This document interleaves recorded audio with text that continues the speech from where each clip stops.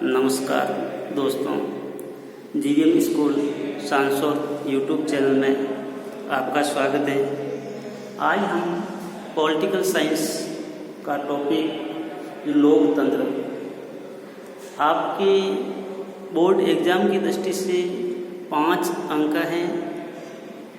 लोकतंत्र यानी लोक का अर्थ जनता, तंत्र यानी शासन। तो देखिए, हम लोकतंत्र टॉपिक को शुरू करने से पहले इसके अर्थ के बारे में जानना है कि लोकतंत्र की उत्पत्ति कहाँ से हुई, लोकतंत्र कौन से शब्दों से बना है।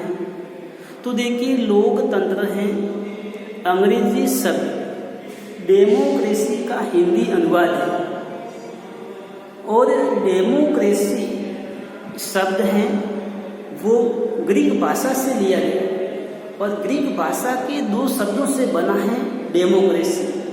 डेमोस जिसका अर्थ होता है भीड़, और आधुनिक काल में भीड़ शब्द है वो जनता के लिए लिया गया है। और क्रेटिया जिसका शाब्दिक अर्थ है शक्ति, अर्थात या शासन भी कह सकते हैं।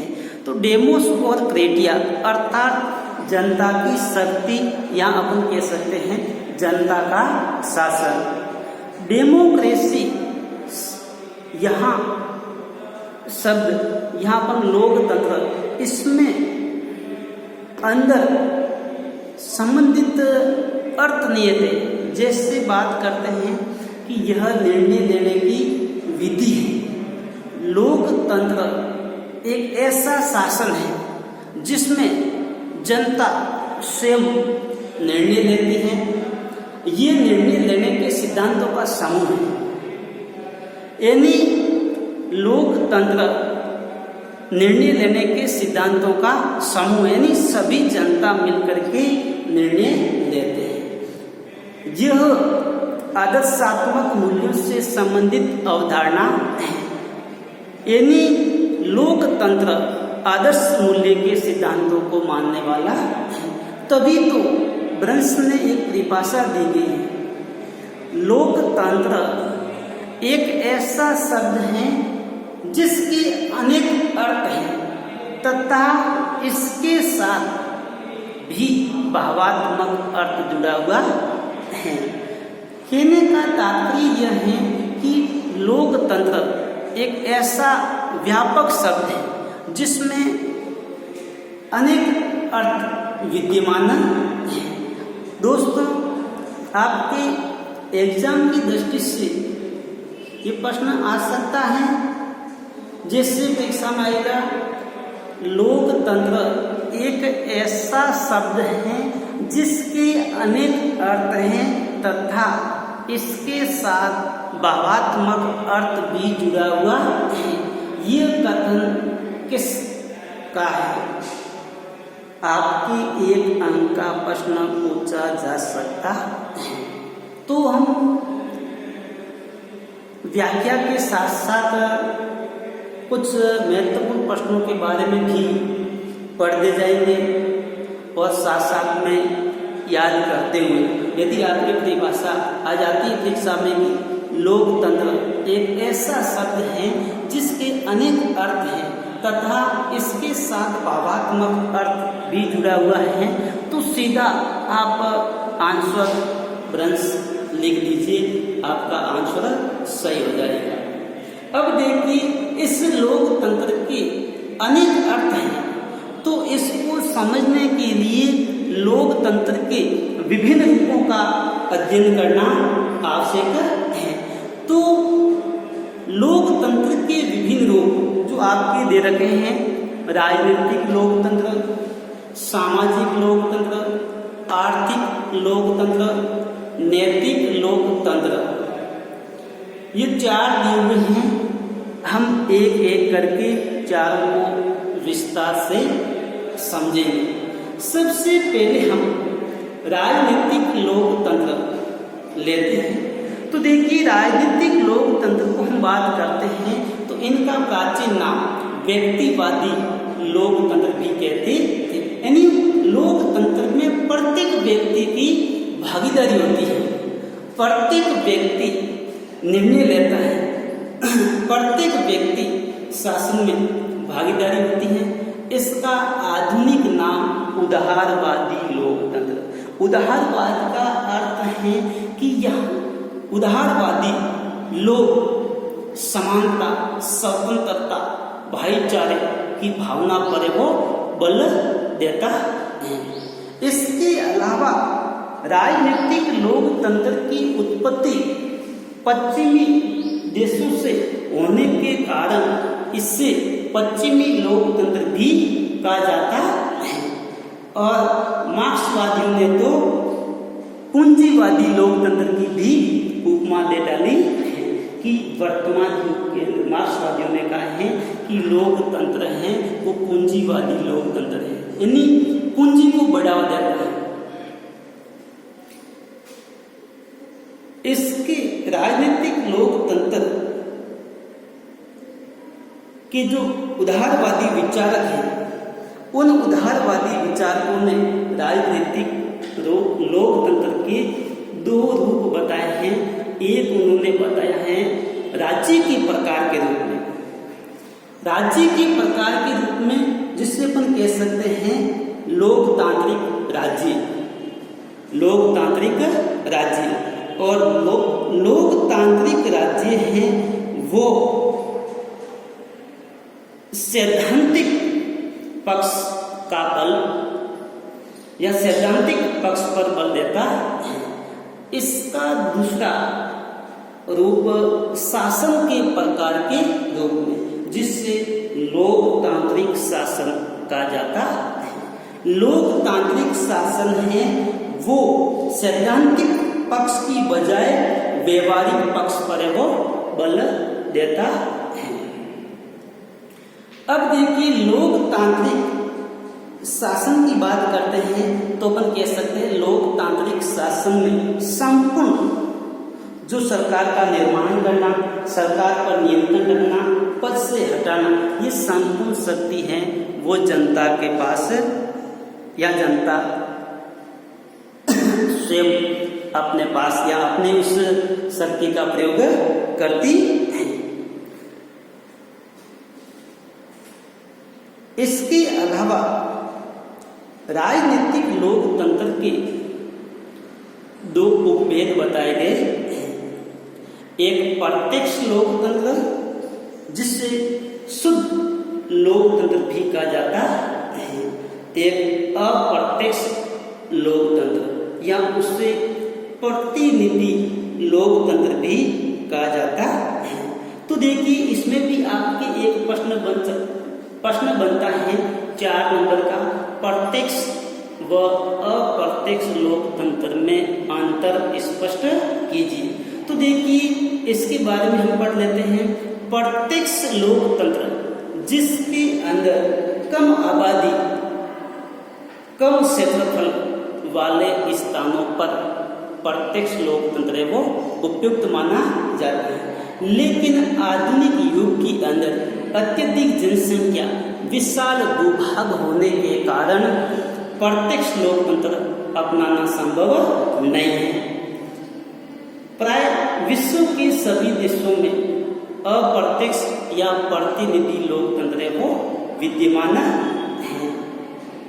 प्रत्यक्ष लोकतंत्र की बात करते हैं तो स्विट्जरलैंड के 5 प्रांतों में वर्तमान में प्रत्यक्ष लोकतंत्र हैं वो विद्यमान हैं।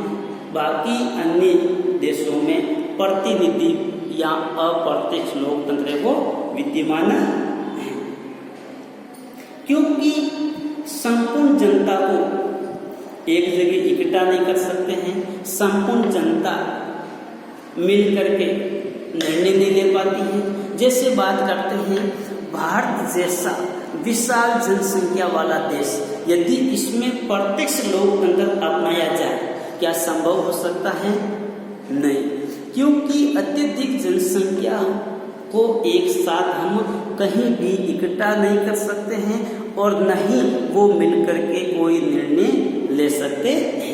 तब ऐसे देशों में वो जनता स्वयं चुनाव करके अपने प्रतिनिधि भेजते हैं और वही प्रतिनिधि सरकार का संचालन करती है। अप्रत्यक्ष लोकतंत्र के भी दो रूप हैं, एक संसदीय लोकतंत्र और एक अध्यक्षात्मक लोकतंत्र। अब हम पढ़े, ये आप चाहे तो स्क्रीनशॉट भी ले सकते हैं। दोस्तों, राजनीतिक लोकतंत्र की विशेषताएं पढ़ रहे हैं। तो देखिए, राजनीतिक लोकतंत्र की विशेषता है कि ये लोग राजनीतिक लोकतंत्र हैं, संविधान में विश्वास करता है, यानी जो नियम बने हुए हैं उस नियमों पर आधारित ये लोकतंत्र है और संविधान के अकॉर्डिंग ही ये सरकार का संचालन करती हैं, उसमें कानूनों या नियमों के अंदर वो विश्वास करती है। राजनीतिक लोकतंत्र की एक अन्य विशेषता है कि संपूर्ण शक्ति है वो जनता के पास, चाहे सरकार का गठन करना हो, सरकार को हटाना है, यहाँ सरकार का निर्माण करना है, यानी निर्माण में, हटाने में सब की जो संपूर्ण जिम्मेदारी है वो जनता के पास है। इसकी अन्य विशेषता है कि राजनीतिक लोकतंत्र का जो सैद्धांतिक पक्ष है वो लोकतांत्रिक राज्य है और व्यवहारिक पक्ष है वो लोकतांत्रिक शासन है। जो हमने राजनीतिक लोकतंत्र के जो दो रूप पढ़े थे, जिसमें एक रूप था राज्य के प्रकार के रूप में, जहाँ हमने पढ़ा था लोकतांत्रिक राज्य जो सैद्धांतिक पक्ष पर बल देता है। दूसरा अपने प्रकार पढ़ा था लोकतांत्रिक शासन। लोकतांत्रिक शासन जो व्यवहारिक पक्ष पर है वो बल देता है।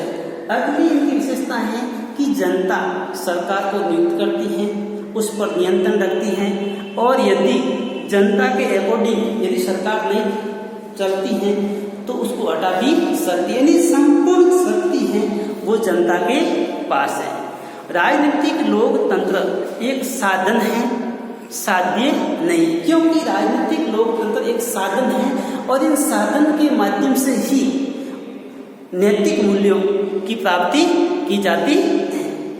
राजनीतिक लोकतंत्र की एक और विशेषता है कि यह एक विकासशील अवधारणा है, यानी राजनीतिक लोकतंत्र है वो निरंतर क्रियाशील अवधारणा है। अगला आपके आता है सामाजिक लोकतंत्र।